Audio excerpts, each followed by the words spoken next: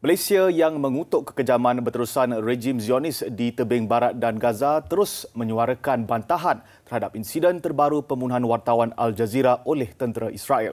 Di hadapan Presiden Amerika Syarikat Joe Biden, Perdana Menteri Datuk Seri Ismail Sabri Yaakob mengambil peluang itu bagi menyatakan pendirian tegas Malaysia dan menggesa pentadbiran White House jujur dalam menangani isu serantau dan antarabangsa secara tidak pilih bulu. Komitmen berterusan Kuala Lumpur untuk rakyat Palestin yang ditindas saban hari itu juga disambut pemimpin lain dalam sidang kemuncak khas ASEAN Amerika Syarikat yang berlangsung di Washington. Butirannya kita bersama Halim Muhammad. Pendirian tegas Malaysia itu disampaikan sendiri Datuk Seri Ismail Sabri dalam sesi akhir sidang kemuncak khas ini. Bagi Malaysia, keganasan yang meragut nyawa orang awam serta peperangan yang berterusan tidak membawa sebarang kebaikan. Bukan sahaja nyawa yang tidak bersalah terbunuh, malah negara yang berdekatan kawasan konflik turut menerima kesan. Kekejaman Israel perlu dihentikan. Malaysia juga memandang serius tentang pembunuhan kekejaman yang berlaku di Israel, terutamanya yang baru-baru ini melibatkan jurugambar, melibatkan wartawan daripada Al Jazeera yang dibunuh dengan kejam oleh tentera Israel. Jadi Malaysia juga menekankan bahawa Amerika perlu jujur di dalam usaha untuk menyelesaikan isu Palestin ini, kerana isu ini telah berlarutan begitu lama dan tidak mampu diselesaikan.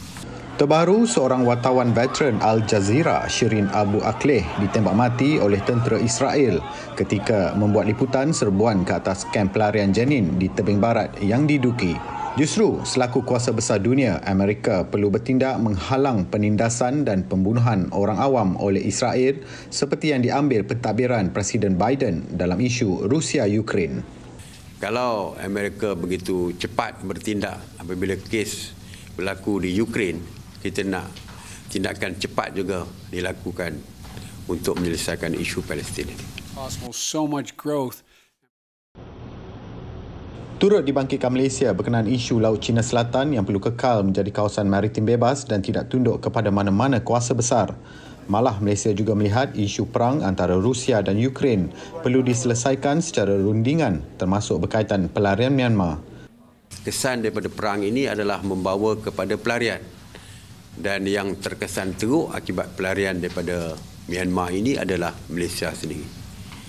Jadi kita juga minta supaya Amerika, selain daripada memberi bantuan dari segi keuangan, kita juga minta supaya mereka memindahkan, membawa keluar pelarian daripada Myanmar di Malaysia. Bagi Datuk Seri Ismail Sabri juga yang pertama kali menghadiri sidang kemuncak ini, apa jua isu serantau dan antarabangsa yang dibangkitkan Malaysia, termasuk 7 lagi pemimpin utama ASEAN lain mendapat sokongan antara satu sama lain. Ia jelas menggambarkan solidariti ASEAN dalam berdepan sebarang perkara yang menyentuh kepentingan rantau Asia Tenggara. Jadi solidariti kepimpinan ASEAN itu jelas. Dan kita ASEAN ni jelas tidak dipengaruhi oleh mana-mana kuasa besar sekalipun. Di dalam kita membuat keputusan, kita membuat keputusan sendiri. Dan nampaknya sama saja keputusan tersebut. Jadi maknanya prinsip kita iaitu kekal sebagai zon yang aman, bebas dan berkecuali nampaknya diterjemahkan sewaktu perjumpaan dengan Presiden Biden tadi.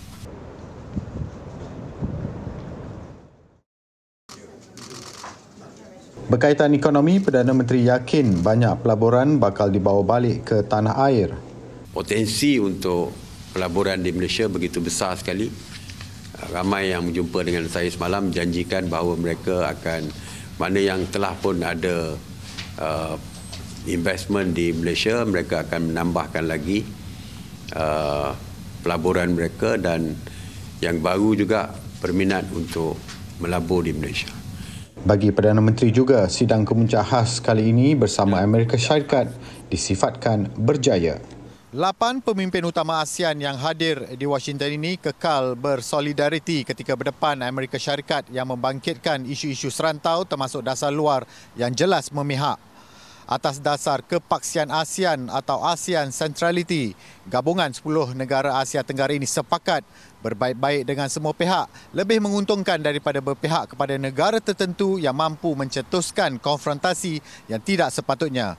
Paling penting bagi Malaysia, selain menunjukkan sikap yang matang berdepan kuasa besar dunia ini, peluang juga digunakan untuk menarik lebih banyak syarikat dan ahli perniagaan negara Angka Siam ini untuk beroperasi di tanah air.